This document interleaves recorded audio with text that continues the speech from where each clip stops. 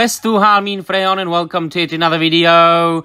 Well, we all know that in the last couple of days, a lot of shills have emerged. Fake fans and shills to Amazon who have been bought by money or just by gestures by Amazon. They have been sent to Oxford for a day.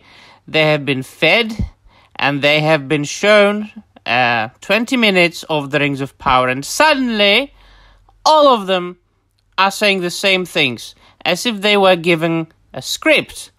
They are, of course, praising what they saw, and if there were any doubts from their side before that, well, they have turned 180 degrees, and now they say basically nothing negative about this.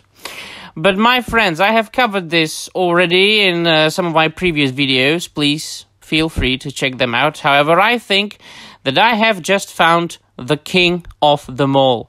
The biggest shill, the biggest pretender there is.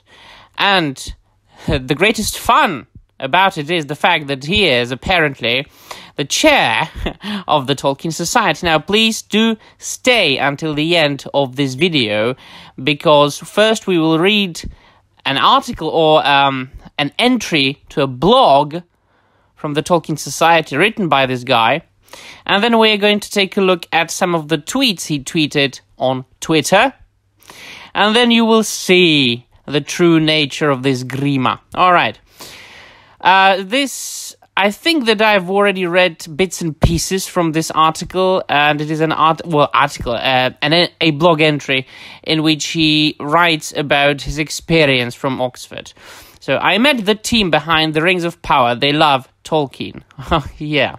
By the way, if you read any articles written by any of the people who visited Oxford the same day he did, or if you watch any of their videos, they're really saying the same thing.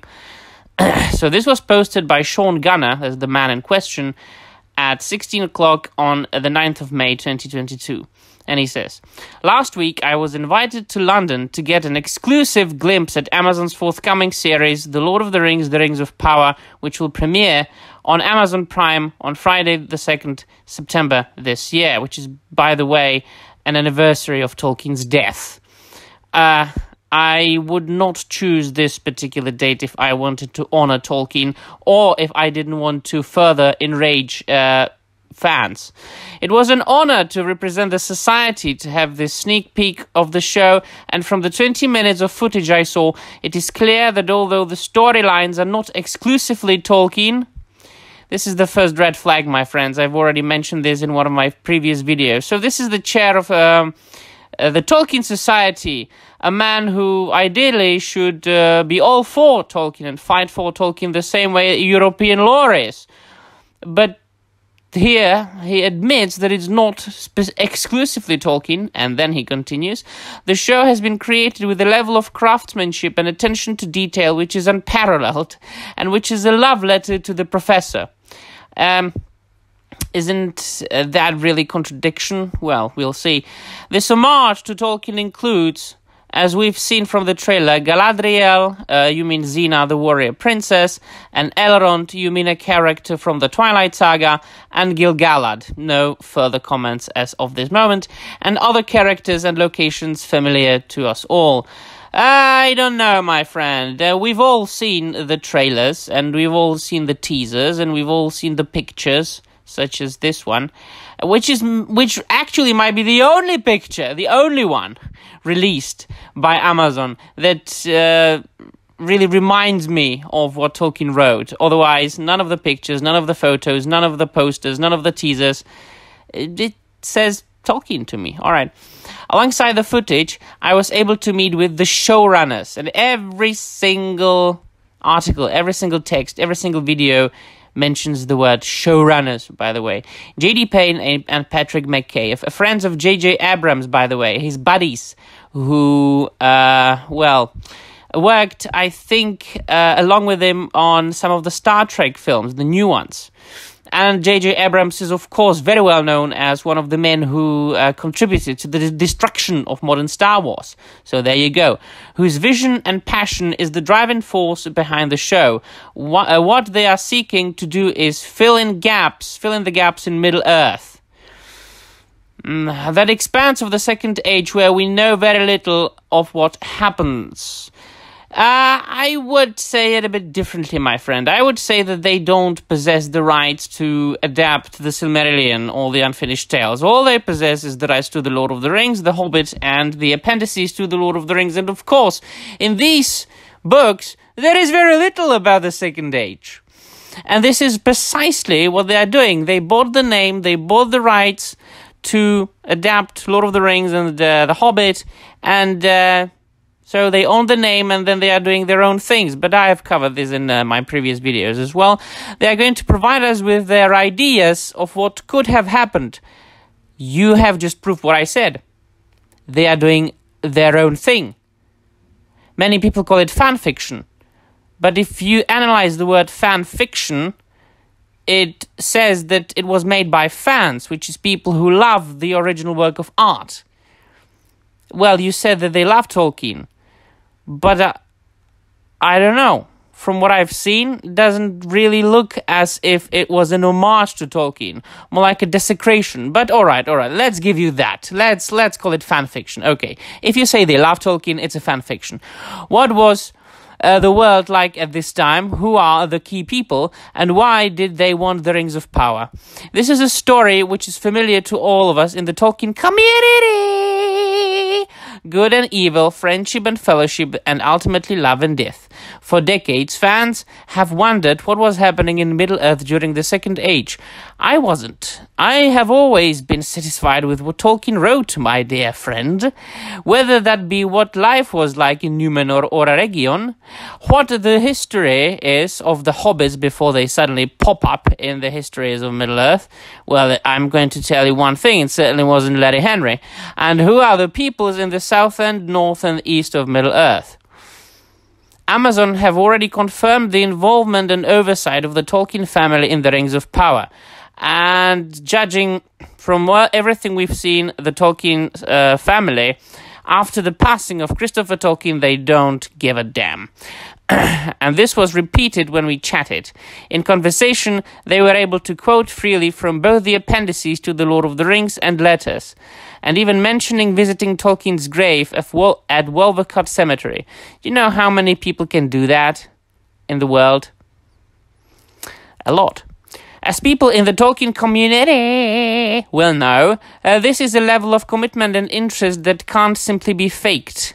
So, although they are filling in the gaps in the histories of Arda, we can be assured that they are doing this with love, care, and affection, and with an attention to detail that comes from the involvement of the Tolkien estate. This is basically rephrasing of what he said above, so I've already commented upon that. As chair of the Tolkien Society, I am acutely aware that what drives so many people to be inspired by Tolkien's works is this world created with depth and devotion, with a wealth of characters that touch people's hearts. Speaking with the showrunners, I'm convinced that they are the right people to adapt Tolkien's works, and if the entire community of Tolkien fans heard my conversations with them, I am sure they would reach the same conclusion. I loved what I heard from them, and I am bought into their vision and dedication. Is this a slip of the tongue? Is this a slip of the tongue? How long has it been since Saruman bought you Grima? But I don't just want to love what I hear, I want to love what I see on screen. I know not all Tolkien readers will agree with the creative decisions. Oh, really? The team will make, but I'm looking forward to September with the hope and anticipation that we will see a TV show that we can all fall in love with, myself included. So this is Mr. Soyboy here. But what is more important is his tweets. So firstly, he was talking about the meeting with the showrunners, I've already made a community post about that. And one of them was, one of the key themes of Tolkien as a person is clearly his religiosity, those who want that reflected in the show should feel comforted that J.D. Payne is a practicing Mormon. In a 2014 interview about Star Trek Beyond, he talks about some of this. Well, of course, Tolkien was a devout Catholic. And as I responded here, I said to him, if you wanted religious people to feel comforted, you really shouldn't have put Catholics and Mormons in the same bag. And every single person and in the comments under my community post agreed with me. That is not really the same thing. Those two branches of Christianity don't really agree with each other, and their views are very much different. So I like this comment from this bloke here. Where is it? This one. Oh, look, one of the Tolkien experts doesn't know basic Tolkien. I hope the coin that Anatar offered thee was worth the souls of Middle-earth. TLDR, you're a shill, sir. Now I'm going to give this a heart. All right, I like this. And then, this is a challenge for you, Mr. Sean Gunner. You tweeted, it continues to be strange to me that a bunch of people who hate Lord of the Rings of Power for being not Tolkien do so whilst also praising the Jackson films or repeatedly using Lord of the Rings memes. Do they not see the contradiction? And then he retweeted some of other tweets from fans who are mocking the Rings of Power, as I have been for the last couple of months, and saying, is this a bingo? This definitely is a bingo. So I encourage you, my friend Sean Gunner, check out my videos. Do the research. I'm not going to make it easier for you.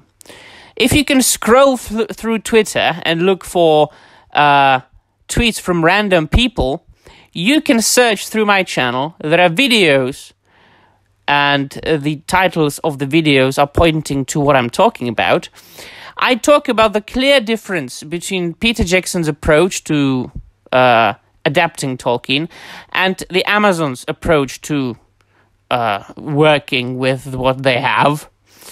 And I clearly state what the difference is with examples.